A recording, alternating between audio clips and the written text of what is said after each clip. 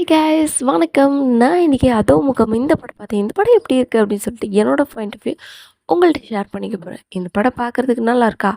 ஆமாம், நல்லா இருக்குங்க. ட்விஸ்ட்டாக இருக்குது, பயங்கர ட்விஸ்ட்டாக இருக்குது. இதோட என்ன கதை அப்படின்னு சொல்லிட்டு ஃபஸ்ட்டு சொல்லிடலாம். கதை என்னன்னு சொன்னால், ஹீரோ வந்து ஒரு எஸ்டேட்டில் இருக்கார், வேலை செஞ்சிட்ருக்காரு.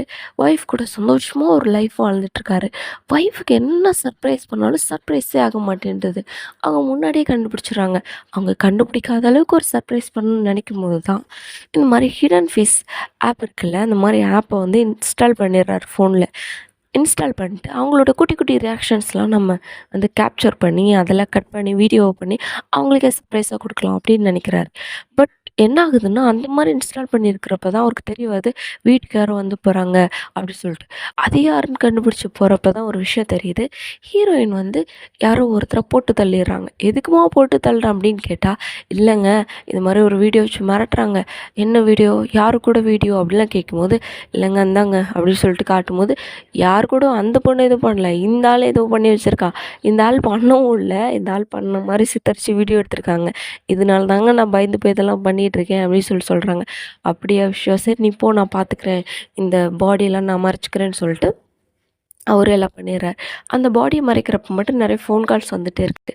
சரின்ட்டு எல்லாம் முடிச்சுட்டு அதுக்கப்புறம் வீட்டுக்கு போகிறாரு. வீட்டுக்கு போயிட்டு பார்த்தா அவருக்கு வந்து அப்போ தான் அவங்க சொல்கிறாங்க ஒய்ஃபு, இன்னொன்று கூட பண்ணாங்க, உங்கள் ஃபோனில் ஒரு ஆப் இன்ஸ்டால் பண்ண சொன்னாங்க, இன்ஸ்டால் பண்ணி ஹைட் பண்ண சொன்னாங்க. சேம் இவர் ஒய்ஃபுக்கு என்ன பண்ணாரோ அதே பண்ண வச்சுருந்துருக்காங்க. அப்போ யோசிக்கிறாரு, ஐயோ நம்ம வந்து கொலை பண்ணி மறைக்கும் போது ஒரு ஃபோன் வந்துகிட்டே இருந்துச்சு, ஒரு இதெல்லாம் ரெக்கார்ட் பண்ணியிருப்பாங்களோ அப்படின்னு ஃபீல் பண்ணார். கரெக்டாக பார்த்து ரெக்கார்ட் பண்ணி போட்டு கொடுத்துட்டாங்க போலீஸ்க்கு.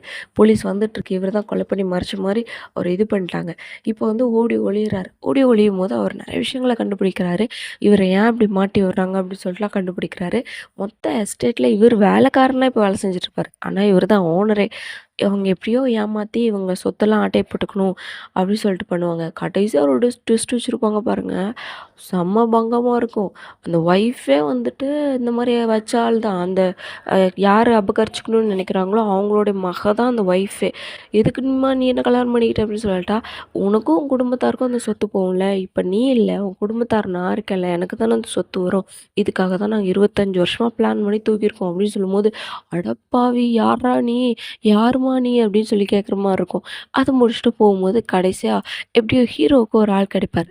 அவர் வச்சு இப்போ 300 ஏக்கர் எஸ்டேட் இருக்குதுன்னு சொல்லுவாங்க. 300 ஏக்கரில் நீ எனக்கு எவ்வளோ தர அப்படின்னு சொல்லிட்டு அந்த ஆள் கேட்பார். நான் ஒரு 1000 ஏக்கர் தரேன், ஆனால் இவங்கள சும்மா ஆடக்கூடாது அப்படின்னு ஹீரோ சொல்லுவார். அதுக்கப்புறமா குட்டி குட்டி பிளான் பண்ணி திரும்ப ஹீரோ வெளியே வர்றதை காட்ட மாட்டாங்க, பட் வெளியே வந்துடுவார்.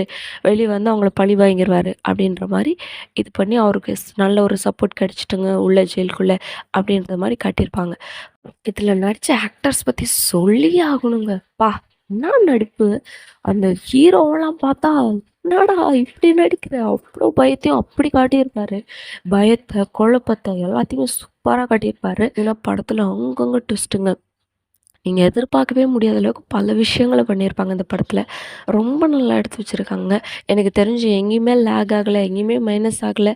எல்லாமே பாசிட்டிவ்ஸ் தான். ரொம்ப லவ் சீன்ஸ்லாம் காட்டி ரொம்ப நம்மளை குழப்பல, ரொம்ப ஃபைட்டை போட்டு குழப்பல.